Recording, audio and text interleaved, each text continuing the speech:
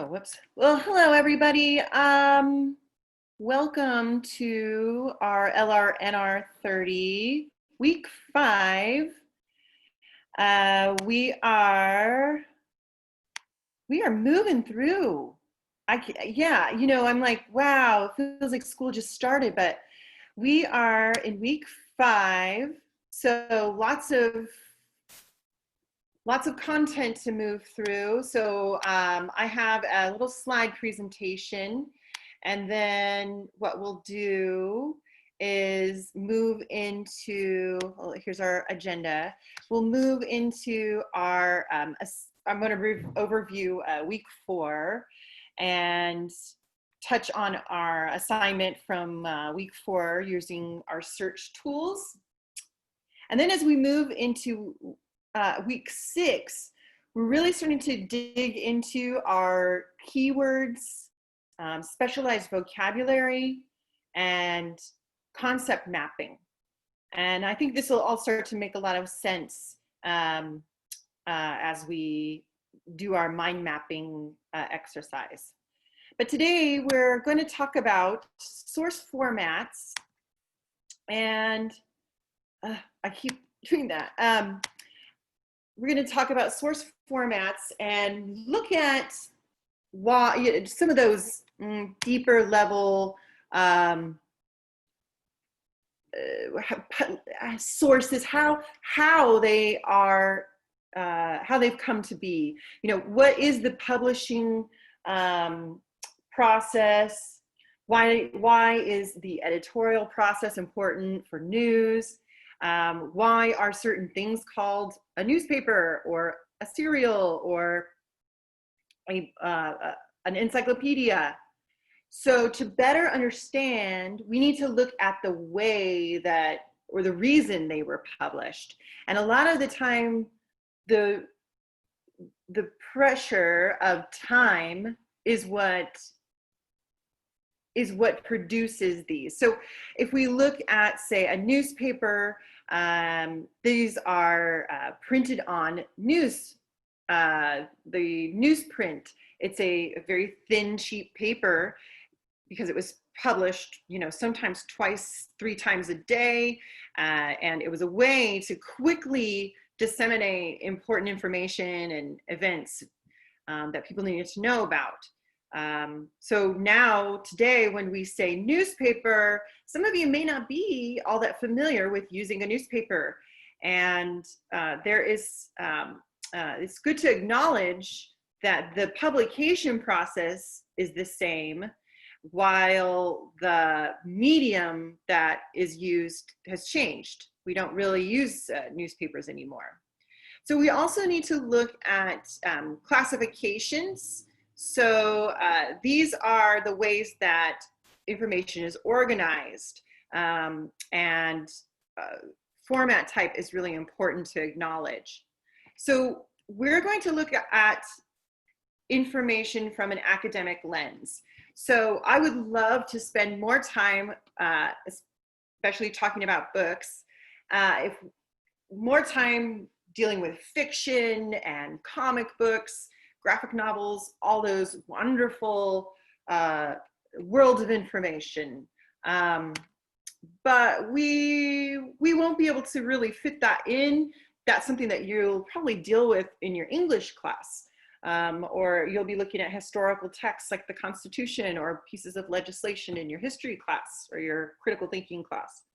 So we'll be looking at this through an academic lens. So if we're talking about newspaper, government documents, scholarly journals, and books, these are generally where scholars like to source their data, and we can, but you know, we need to look at them as information specialists and within the lens of academia. So we're going to look at their depth of information.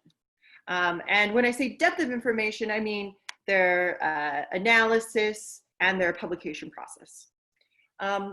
When we are thinking about, well, actually, I'll get to social media in a second, because that's going to be your primary source. But hold on. So let's talk about the editorial process. So there are authors and there are editors. there are publishers, there are librarians, there's researchers, there's many journalists, there's many players in the fields of information. So let's think about the editors as information creation managers. Editors will collaborate with authors throughout the publication process, and they will help edit, they will give guidelines or timelines, deadlines, things to keep a author moving forward, or to move the process forward, the publication process, helping to choose a book cover illustration, and then campaigning to actually sell the book or distribute the book. Editors, you can think of for a periodical. So a periodical is a magazine, it's a serial, it's something that is published maybe once every month. It's named a periodical because it's periodically published. It's published within a certain period of time.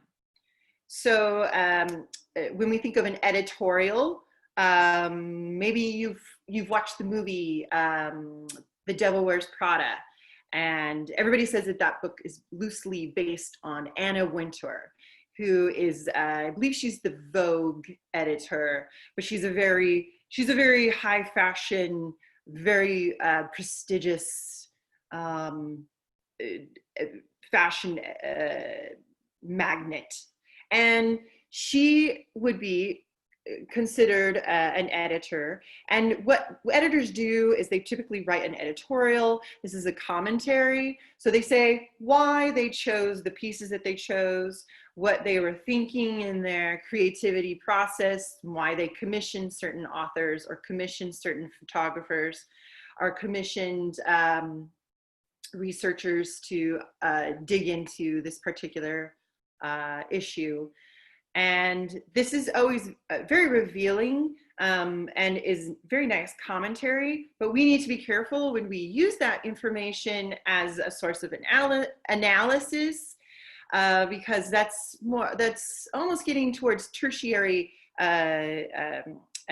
source zone. So we can talk about that a little bit more as we move forward. So well, also when we talk about editors for scholarly journals, so a journal is a particular publication that's also periodically published. And a journal, an editor for a scholarly journal, they will choose or reject the manuscripts. So when it comes to that editorial process, they then decide if it's going to go to peer review. And we're going to take a little look at peer review in a second. But basically, the editors for the scholarly journals decide if the manuscript is if it has any plagiarism in it. Is this an original work? Is this something that is non-derivative? Do they propose a thesis or a research question that is original? And once the editors determine that this is original and that it also has merit, and that they also decide like this needs to be published now, or this fits in within the scope of our journal, or does not fit in within the scope of our journal, they can decide from there. So the publication process, we can also think of this as the back to that editorial process. There's a video in lecture this week that you'll need to watch in full that talks about the Penguin Random House publication process. And they're experts and they can discuss that much better than I do not. Personally, I've never had anything published, not yet, well, small things, but not in full. So I do want to mention the organization classification methods. So there's published volumes, issues, and editions. So a good way to think about your an edition would be your textbook. That's why they cost so much every year, because there's often a brand new edition that comes out that you need to buy. So the edition means that the title of the book doesn't change, but it is updated and new information is inserted, the core authors and the core publishers stay the same, but perhaps a new example or new findings are added, or new chapters added, or things are moved around. So they have to stay within the how it was published. I think it's within, like, they have to have like 95% unchanged for them not to have to republish the whole book. But the information will change. So that's an addition. So a volume is a little different. So a volume is just a way that a large item is broken up. So a encyclopedia is a great example. You'll have, like, the Encyclopedia Britannica may have 10 or 20 volumes in it, but that's actually considered one book. So you would, when you go to cite, you'll need to identify which volume. Did you use volume 12 out of that entire one book? Okay, and it can be edition 4, okay, the 4th edition, volume 12. All right, so out of that entire book, Encyclopedia Britannica, edition 4, there's one volume 12, and that would have your one little definition of, say, a snail. And then an issue number is a way that it's a numerication. I'm not sure. It's an enumerated way to organize a journal. So author is the original creator of the expression, literary work, or source.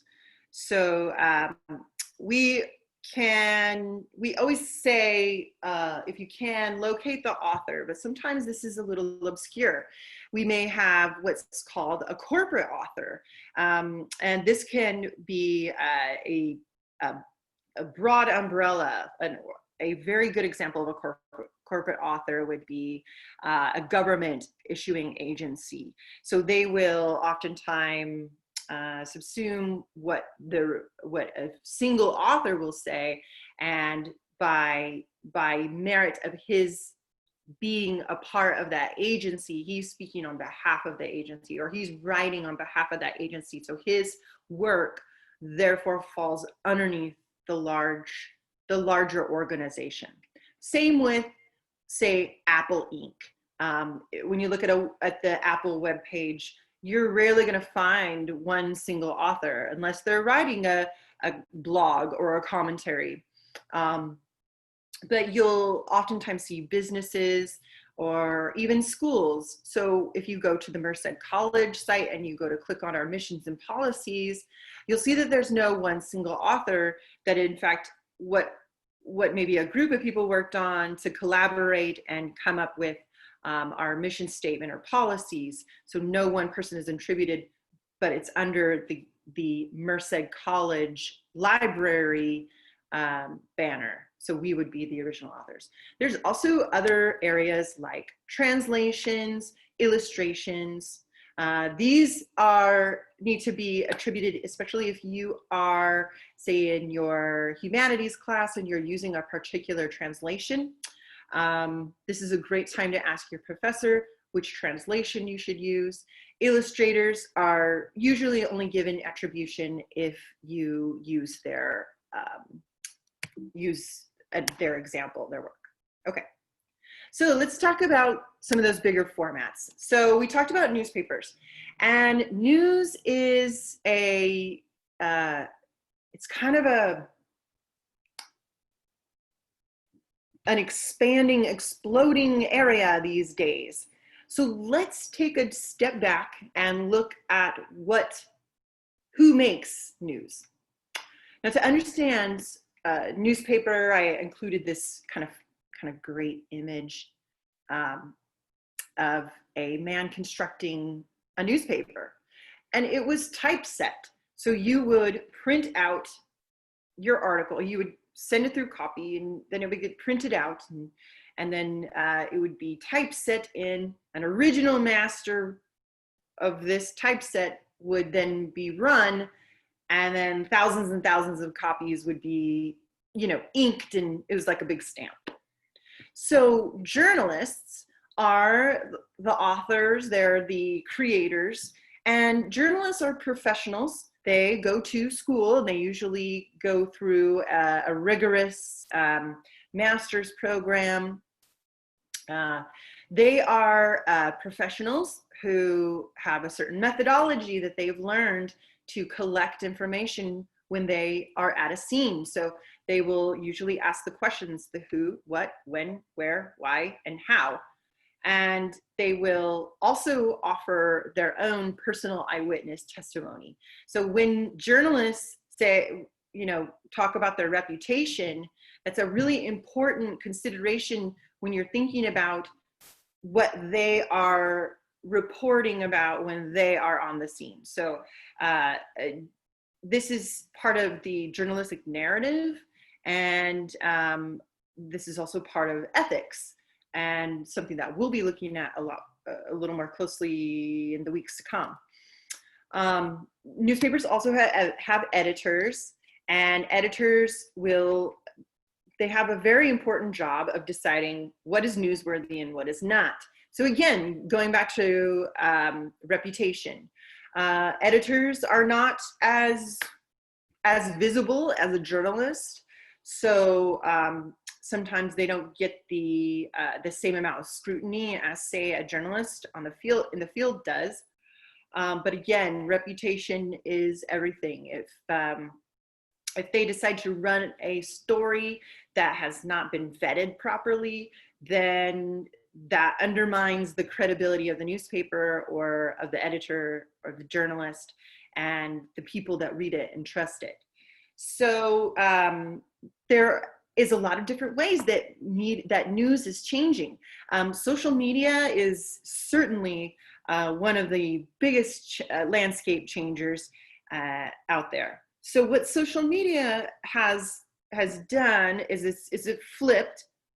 Now, when we engage with news, it's on a interactive level. So now we are liking, promoting, sharing, retweeting things that we find are meaningful to us.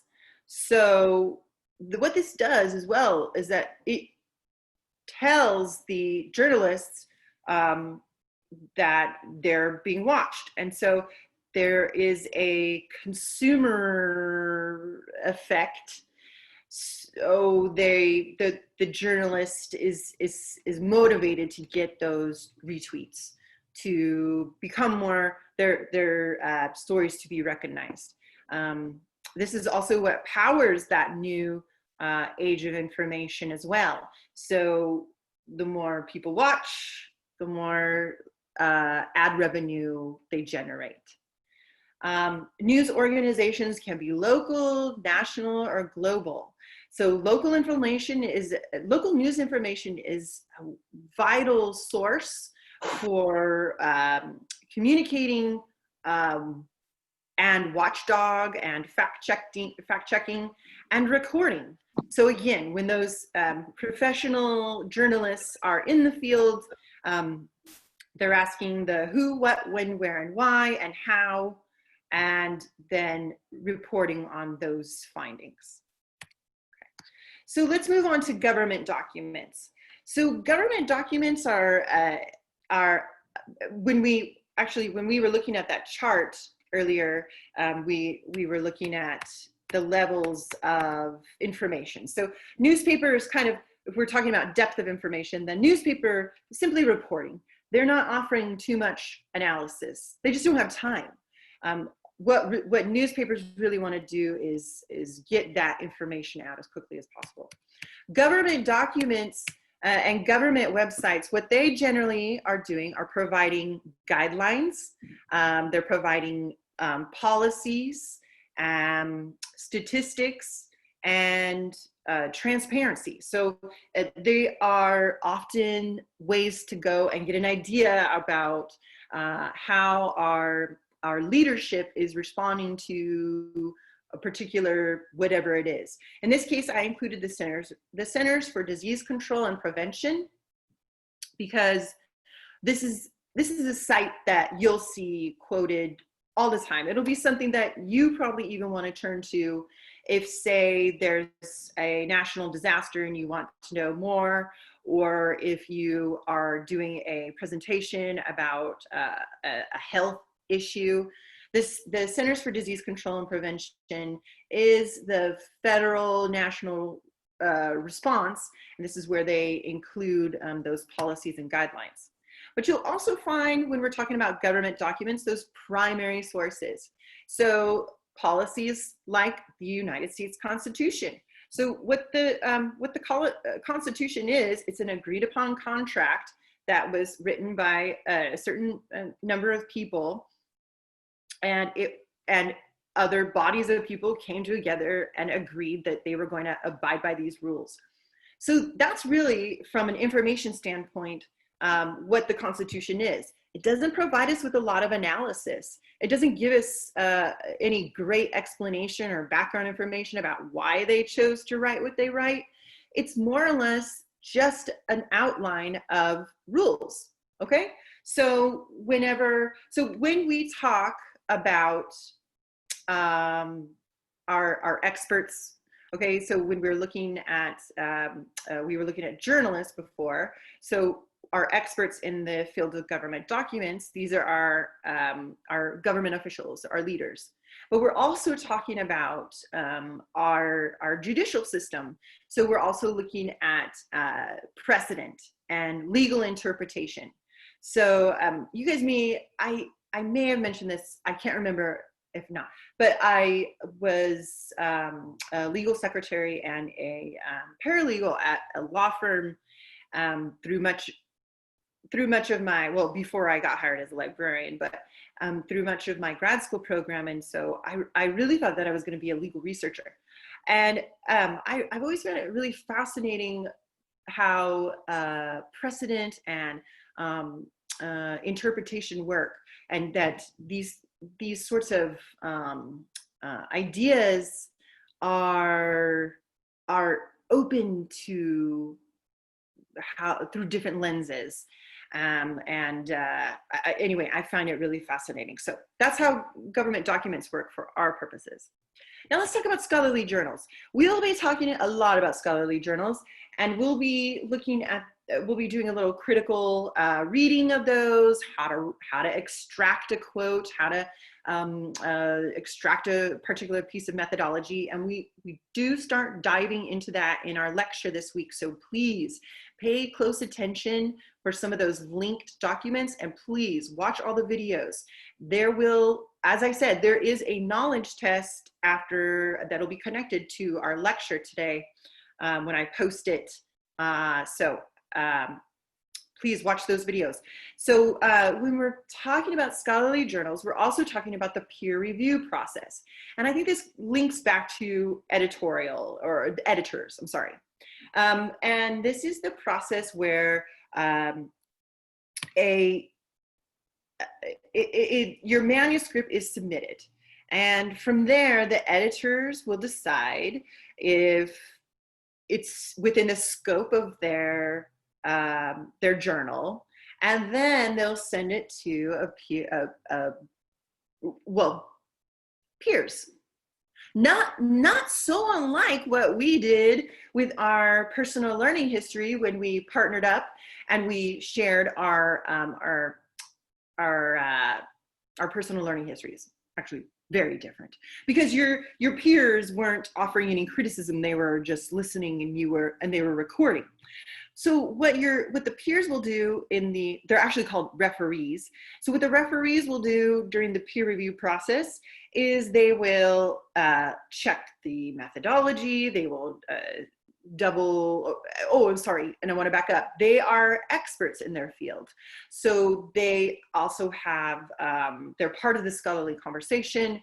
They're professionals.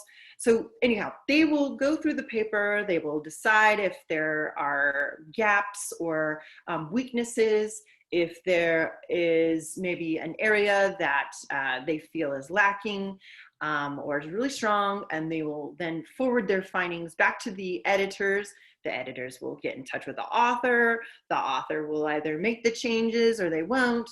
The editors will evaluate it based on the peers' responses and the author's changes, and then decide if they're going to publish it or not.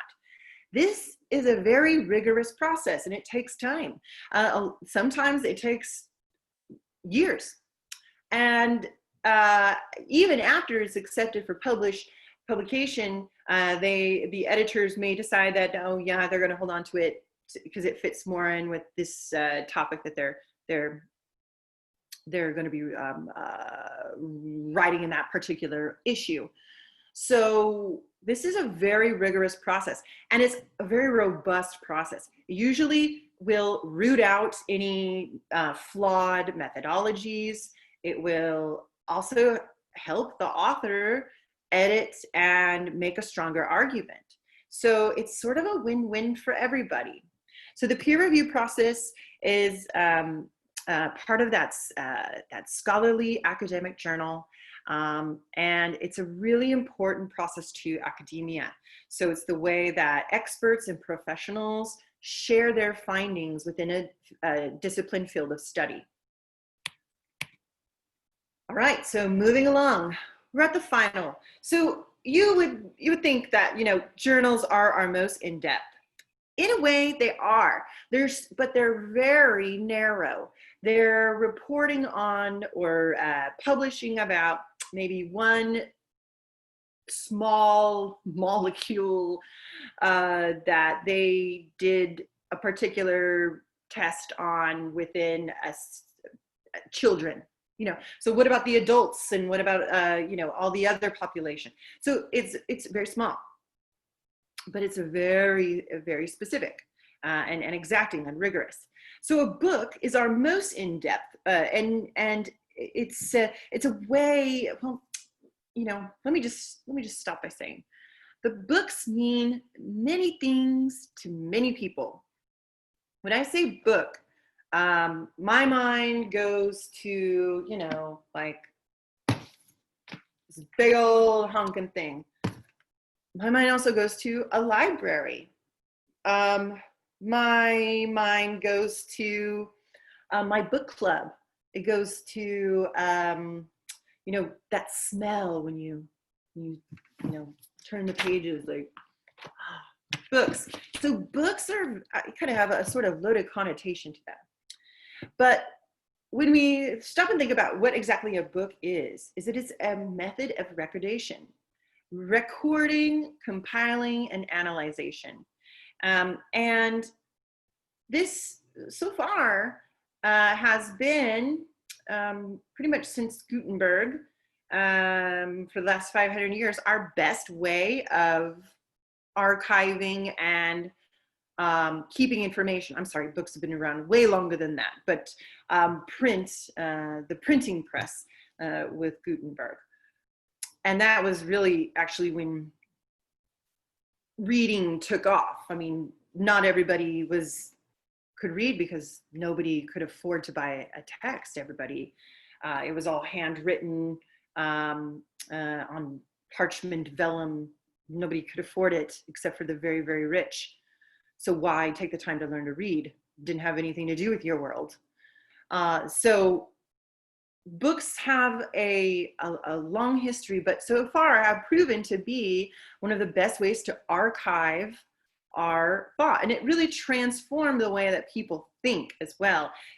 Imagine being able to, the power to write things down and self-reflect on what you are writing. It changed the way that we think, and that's why you see the Enlightenment period. But anyway, I'm going back. I'm moving too far back. Books are the most in-depth way because we can provide greater depth of analysis. We can provide background information. We can pull in case studies and empirical evidence, and we can map smaller issues to broader topics. So I want to give a quick shout out to genres. So books are generally classified in by genres. So a genre is fiction, nonfiction, biography, reference, and these are also, this is referring very specifically to the Dewey Decimal Classification System. And the Dewey Decimal Classification System is what we use at the Merced College Library. You probably heard of some other very popular ones like the Library of Congress Classification System or the American Medical Association, or probably none of them because you're not librarians. But the important thing to acknowledge is that these are, the Dewey Decimal System is by relative location or a relative index, meaning that if you go to a place on the shelf looking for one thing, you're gonna find similar items. And really, the Dewey Decimal Classification and Library of Congress, these are methods that were used to shape the internet as well. So directories, indexes, almanacs, all that good stuff. Genres can also include periodicals, graphic novels, etc. So all these good ways that we classify and organize information, right? I'm eager to move on because I want to get into our research guide. Monograph and anthologies are very broad general ways. A monograph is a single author. So we have, you know, this would be your more typical, that would even be our textbook, our Badke book, okay? So William Badke is the single author of this book. So as opposed to an encyclopedia that I don't have an example of because I'm at home, where you have multiple authors throughout. Okay, so let's move into, so when we're looking for our, for an item in the catalog, this would be the Dewey Decimal number right here. Okay, so let's talk about some of the specialized books and specialized vocabulary, like our discussion, our one assignment that we have this week. I kept it easy on you guys, and I needed some time to work too. I'll be, we'll be dropping out a lot of kind of heavy contextual assignments here pretty soon. But when we're talking about a dictionary, like what we're using for our assignment, the Oxford English Dictionary. So these are very important ways that we classify and define spellings and identifications of words. And I hope you have fun with the OED, and I can talk a little bit more about the assignment when we get toward the end. Whereas an index is a list organized by subject, author, or keyword, and it can be, oftentimes you'll see it in the back of the book, or just standalone. So an example might be an atlas or an almanac, a thesaurus. They're anywhere where they kind of house information, house and point to information. Okay, so I'll show you a couple of examples in a second. And then finally, reference books. So we did take a look at a couple, well, I'll pull it back. We looked at almost everything this past Explore topic could be considered a reference item, except for opposing viewpoints and SIRS. But an encyclopedia falls under reference, as well as dictionary, and as well as almanacs and atlases and all that good stuff. An encyclopedia is a book or a set of books on many subjects or an aspect of one subject or one discipline field of study. And it will, like an example would be the Encyclopedia Britannica. That is very broad. It's for a very broad audience, and it tries to classify and give a quick definition of everything within our field of knowledge, right? but you know, they're very small, they're very brief, not enough for true academic research. And then an example of a focused encyclopedia would be an encyclopedia of religion, where the scope is just religion, or food issues in the United States, where it's just food in the United States. So these are very valuable. They don't check out from the library. Most of what we have are print, but we've got a lot of really excellent reference material that's also just online. Okay, so I'm going to go ahead and jump into a little bit some of the examples. So I'm back in our research guide here, and this is research concepts and specialized vocabulary. So I'm in a new tab. We were in exploring a topic last week, right? So these exploratory databases. By the way, I wanted to say I really enjoyed reading through your database evaluations. You know, that's the sort of feedback that is so invaluable to librarians. But as what I was hoping that you might identify through this exercise is that using a certain tool really does save time. So when we were exploring like the different topics, well, our example topic, what we probably noticed is that every database was a little different. They offered a different interface. They offered a different research process. They often, or they gave a report and gave resources all the way down at the bottom, like Wikipedia and like CQ Researcher. Some people liked them, some people didn't. Everybody kind of had a different take on the databases that they thought were going to be useful to them. So it was really very interesting. So now as we're moving into our specialized vocabulary, now that we're starting to look for that research question, it is helpful to think about the words that we're using. So subject terms and subject language. Now, subject terms are often that metadata that we use to classify topics. And those can often be sort of confusing. For example, I'm going to go ahead and go into this, this subject heading indexes.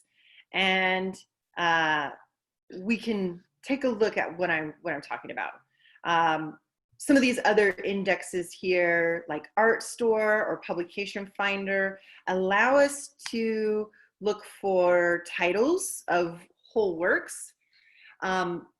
This medical subject headings gives us definitions of words that we maybe want to see alternative ways to say.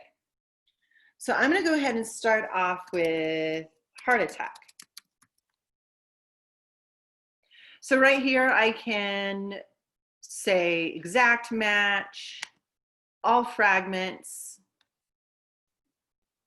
Okay, so it's giving me myocardial infraction. All right, so good to know. As I move through these qualifiers, these are mapped concepts that relate to myocardial infraction. Let's see what they have here. Ah, this is very helpful.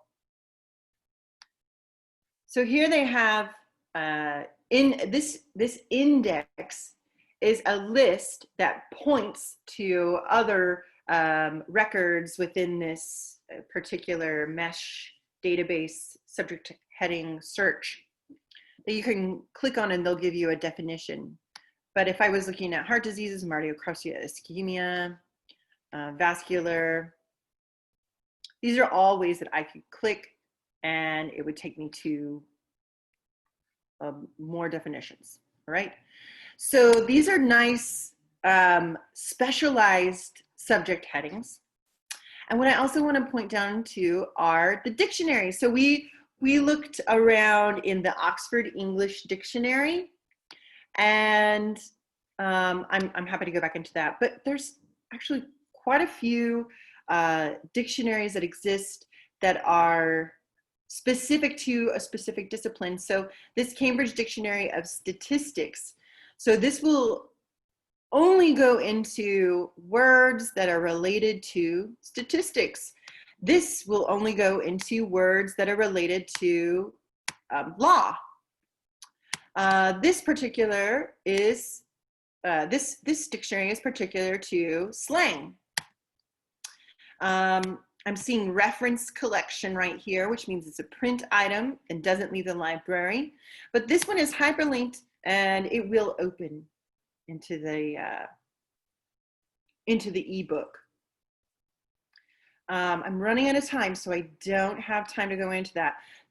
I know this is going really fast, but I'm really just kind of repeating everything that's in the lecture. Actually, this part is not so much in the lecture, but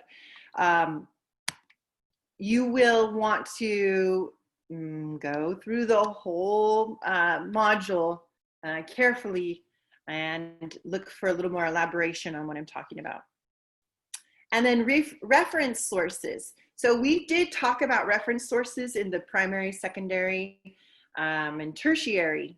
So tertiary was a newer term that we introduced, and tertiary very much refers to reference material. So reference material is often about secondary information. So they're bringing together definitions and analysis within a field of study. We looked at the Yale Virtual Reference Library, okay? And what's nice is the Yale Virtual Reference Library actually has items that pertain to the humanities and English and philosophy, but they also have items that pertain to STEM, science, technology, engineering, and math. This cultural studies, we have quite a few databases that are specific to those. And again, these are ways to get background information, identify key concepts, and academic tone and authoritative. So they are written with an academic audience in mind. All right, so these are where we'll be moving into next week. And we'll be moving into these throughout our building a research question. The benefit to using a reference book, using a dictionary, is that you have that specialized vocabulary. You can link and map concepts. So oftentimes they will give you related issues, related items. And when we start doing our concept map next week, we're gonna want to have those in our back pocket. You won't know every single term that is related to climate change. You'll encounter foreign definitions that have no meaning to you. So you will want to have a resource that you can turn to look those up. Of course, Google, Wikipedia will give you quick and usually very accurate answers. But if we're using those terms in our research, especially in our research question, we really need to have a academic working definition from perhaps an encyclopedia or a dictionary. So again, these are all tools that are available to you through the open internet and through the library databases. And I encourage you to look at those reference sources as well. So that is about it. So I'm gonna go into our Canvas shell. And I'll be posting this. Sorry, move, there we go. I will be posting this lecture tonight along with those quiz topics, I wanted to touch on our assignment. Well, anyhow, so for the OED research assignment, you're going to need to open both the Urban Dictionary and the Oxford English Dictionary. And within those, you will need to choose one word and do a search for both of those words.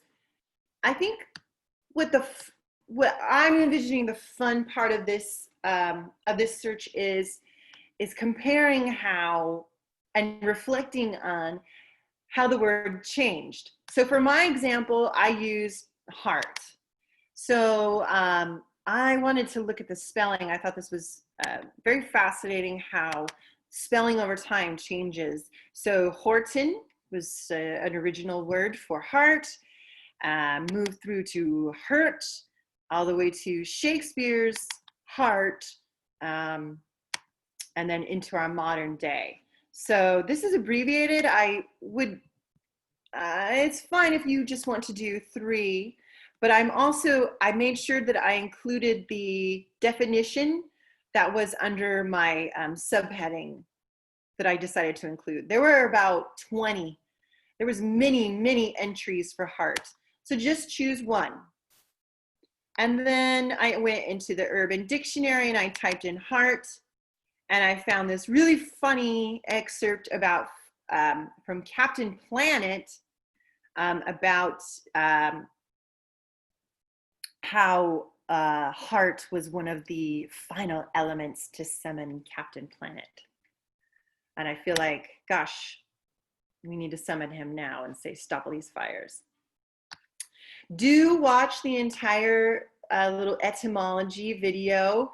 It's really fascinating. I find the world of words and linguistics very enticing and very interesting. So you'll need to watch through that. I think it's about 13 minutes long. Okay. So that said, teleportation, so I don't have to pay for airfare. I love it. Good one, Denise. I'm feeling you on that. Okay, I'm going to stop recording. Please, if you're watching right now, stick around for 1 minute. I'm going to finish up this recording. Please get a hold of me if you would like to go through our assignment that's being posted, or if you have any questions about the quiz / knowledge check. And I thank you very much for your time, and looking forward to seeing what you post about in the discussion forum.